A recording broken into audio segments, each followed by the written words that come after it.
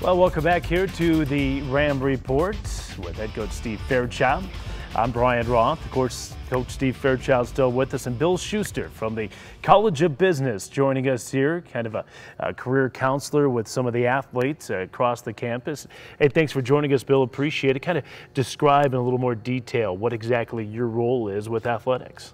So I'm a faculty member in the management department. It's kind of a service role. I work with a lot of the athletes in terms of what's next, in terms of when they leave here and graduate schools, what direction they take their career, those types of things. Yeah, and that's obviously very important. You know, you get to, and I know I was like this in college, but you get to that senior year and all of a sudden you're looking ahead and there's graduation looming and you're kind of thinking to yourself, what's next? I mean, that can be a daunting, aspect of graduating college. Exactly. I think in some aspects, athletes have it a little bit easier. It's harder because they can't get internships, those things, because you guys have like 7-on-7 in the summer, et cetera. Busy year round. Yeah. But they have a lot of skills in addition to their academics that they can use. So how many people can turn around and say that I give 100% of things I don't want to do? Yeah. Yeah. You know, you start taking a look at the workplace. And the whole goal is to bundle their skill sets in terms of what they like and enjoy and put it together in a package. Interesting. Steve, talk a little bit about some of the services Build provides, because I know it's big time for your program. Well, it is, and you know, Bill signifies what's so great about Colorado State, and it's the people. I mean, we've all got jobs, you know, teaching and coaching and research and all those things, but really when the day's done, it's helping the students. And I know, you know, you take Jake Godowski and guys on our football team, I mean, he mentors them and prepares them for what's beyond CSU better than anybody I've been around. It's really a fantastic thing. Yeah. So what's the, I guess, the number one thing when you first sit down with one of these student athletes? What's the first thing you do to try to get them on track? First thing is to get rid of the myth they have to know what they do when they graduate. Yeah. They don't have to know, but they have to know what they like. So once we get past that, it becomes what makes you feel strong. So predominantly in the business college, what areas of business do you like? What do you enjoy? How do we get that on your resume? Yeah, yeah. I know, and it's one of those things that, and Steve, I don't know if you could answer this too, but when a freshman come in, and a lot of them, I didn't know what I wanted to do as a freshman, but they're kind of forced to declare early on. And, you know, it'd be nice to have some of that guidance early on too. Oh, no question. And a lot of them, when they get here, are changing. Yeah. And so to have faculty members that care and talk to you and kind of prepare you like that is really cool. Yeah. So talk about, Bill, some of the players campus-wide that you work with. Oh, it goes back a long time, from the days of like Eric Colson and Matt Newton and Eric Pauly, and we go back through the days to like a Jake Godowski and Marcus Shaw. Work with like Megan Plourde, volleyball.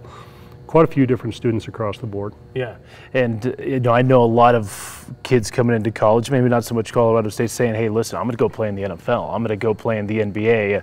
You ever have to deal with, kind of bring some expectations down for some of these guys? Sometimes. Yeah. I don't really delve into that. We build a backup plan.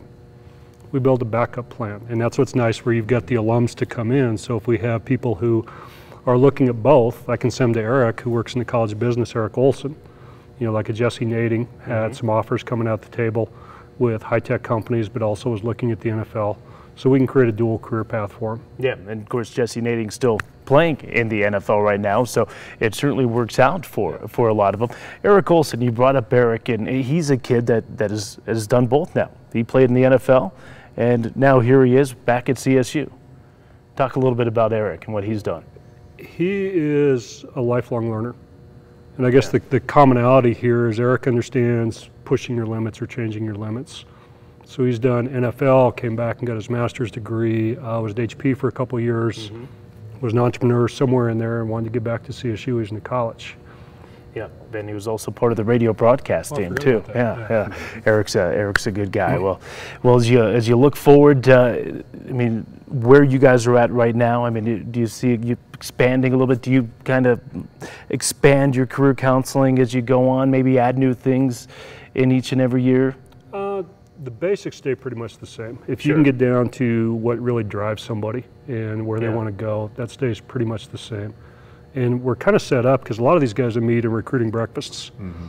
Build always helps us on recruiting weekends. I mean, call them and ask them to come over on a Saturday or Sunday in the off season. Bill will do it every time, and it's great because I mean the kids that come on, particularly with their parents that are interested, seriously interested in academics, it's a lot better coming from somebody on the academic side of campus than out of my mouth. So, we're really thankful to have people like Bill and across the school academically that help us in that regard. Yeah, and Bill, it's got to be fun to see kids that have graduated 4, 5, 6, 7 years ago and they're now thriving in their chosen career path. Oh, it is great because you see these guys when they're 18 years old, sitting with mom and dad, over what decision they make, and then a couple years later you see them in class. And then as they start to graduate, you see them in terms of the career process. So you do see the full cycle. You bet. Well, hey, thanks so much. Appreciate all the work you do with the student athletes and everything else. Thanks for joining us. Thanks. Okay, that's Bill Schuster with the College of Business. Still more to come here on the Ram Report. When we come back, we're going to switch gears a little bit, talk some Ram volleyball. That's next. Stay with us here on the Ram Report.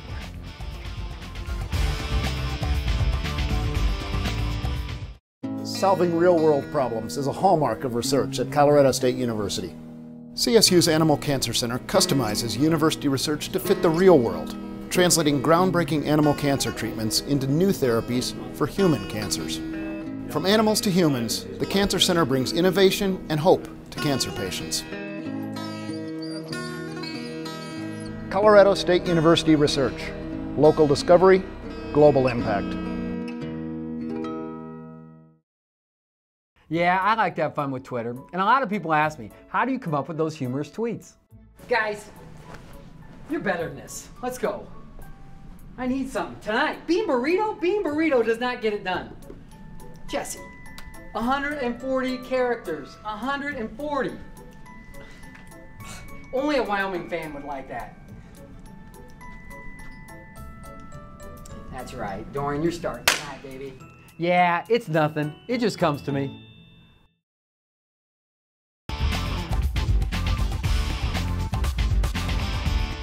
All right, it's the final segment here on the program. It's the Ram Report with head coach Steve Fairchild. We have put that football discussion kind of to bed. We're going to talk about some Ram volleyball here as CSU is going to the NCAA tournament for the 17th consecutive year, and they're off to Hawaii. Head coach Tom Hilbert joins us. Junior Megan Plourde joins us.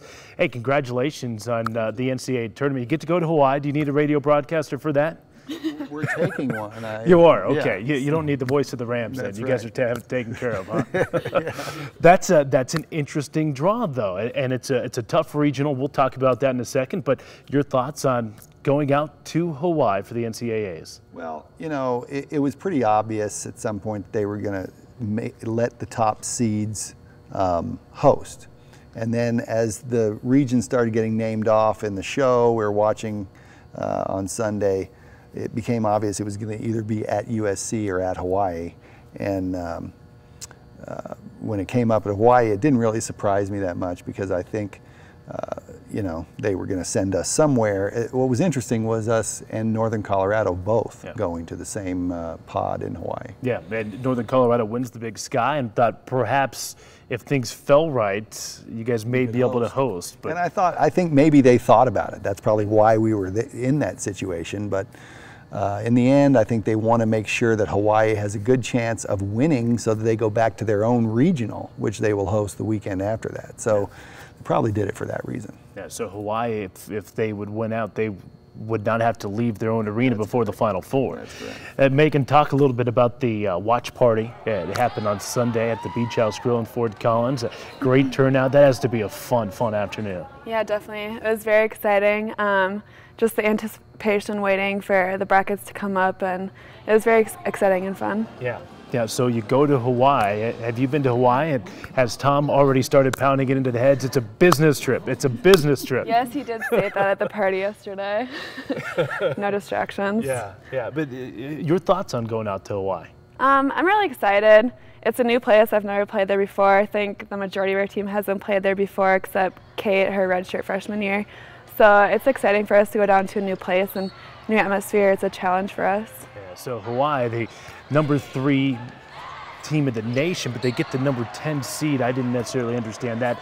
But that won't be the Rams' first opponent. Oregon will be the Rams' first opponent. Tom, your thoughts on the Ducks? They're a good team. You know, they've been in the Pac-12 and they've won some big games. They beat some of the top teams in the Pac-12, and then they've dropped some strange matches too. I think they've been up and down. As I look at Oregon, they're not a team that is physically imposing. They're not going to be physically any better than us. In fact, we may be a little bigger than them, but they play the game well. They're fast, and they've got some good players. So, you know, this is a deal where we have to go out and play our best volleyball in order to win. But if all the facets of our game are on, we'll be very competitive with not only Oregon, but Hawaii as well. Yeah, and you guys always seem to win your first round matches, 4 in a row perhaps, first round NCAA matches that you have won.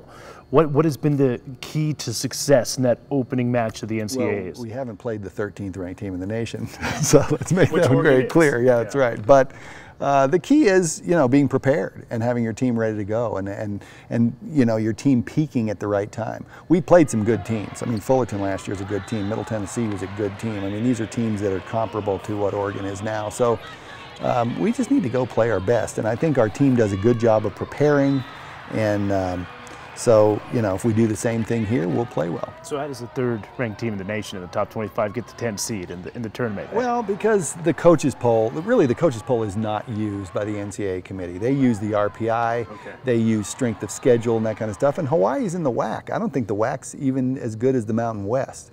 So Hawaii has played some good teams early, and then they haven't played anybody good for a while. So I think they continued to win, and everybody in these bigger conferences got bumped down, and they climbed up the poll. But you know, I would have to agree. I doubt that they are the third best team in the United States, but they're awfully good. Yep, Hawaii's 26-1, but the Rams are going to get the Ducks first. You guys have been playing well here, especially late in the season. Are you guys confident going into that? Yes, definitely. I think we're playing at the top of our game, so we want to finish the year out strong and go farther into the playoffs than we did last year. Yeah, and of course blocking is always a huge key for your ball clubs, and you have the top blocker in the nation. That's correct. And I mean, that's something else, because I was telling you before the show, her average blocks in a set is pretty close to what Oregon's entire team's blocks are in a set. So, I mean, Megan's very, very good at that skill, and she's developed it. I mean, Jesse Mahoney coaches our blocking. He does a wonderful job, but she's also got some natural abilities in that area. She's got great blocking mechanics and a great vision of what the other team is doing. And those two things alone make her really good. And I'm proud to coach her and that she has gotten this. I mean, I think it's great. It's great for our program. It's great for her. And it's one of our strengths. It's one of the reasons that we're as good as we are. Yeah, you get to coach her next year too, which is always a good thing. Well, hey, Megan, thanks for joining us. Tom, as always, best of luck out at Hawaii. And if by any chance you'd still need a radio announcer, I'm around. Just get me back in time for the Wyoming game. We'll do it just fine. So that's Tom Hilbert and Megan Plourde as the Rams are off to the NCAA tournament. That's going to do it. Thanks for joining us right here on the Ram Report.